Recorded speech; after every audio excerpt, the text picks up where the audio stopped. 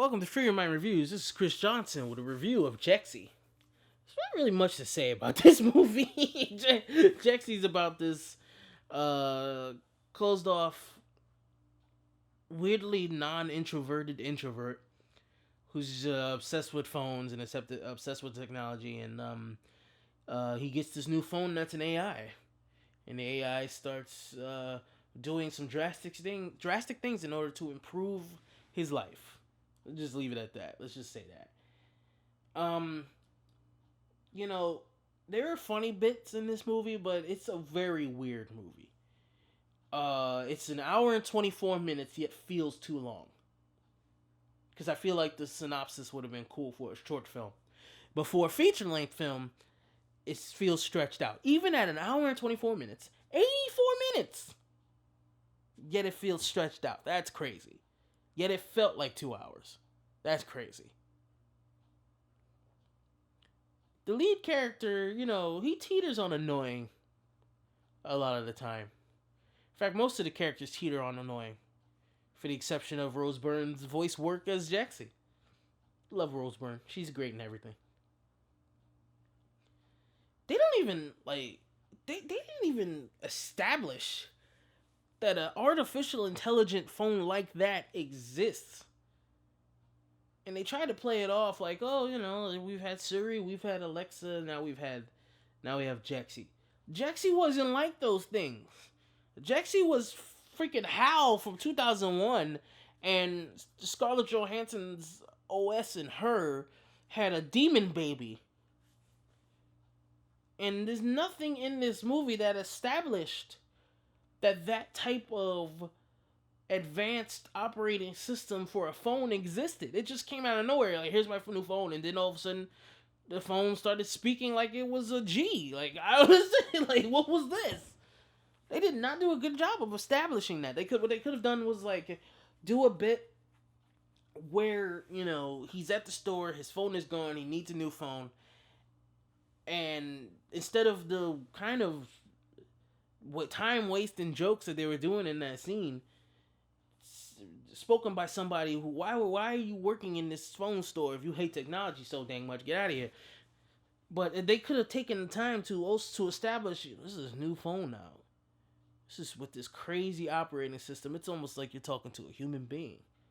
More so than Siri, more so than Alexa. This is the evolution of it. You want to give it a try? Something like that. It was just like they just pushed it in our face and said, here, accept it. Artificial intelligence phone. The Ultron of phones. I'm like, well, y'all could have did a better job to set that up, but alright. Whatever. And then, I just noticed that halfway through, I stopped laughing. Because it got a little dull and it got a little predictable with where they were taking the story. And, I don't know, I feel like if you're going to make a feature-length version of this type of concept, then you need to make it a little more appealing. And I'm getting a little tired of certain movies getting bogged down by the relationship drama where the conflict of the third act and the climax is a relationship.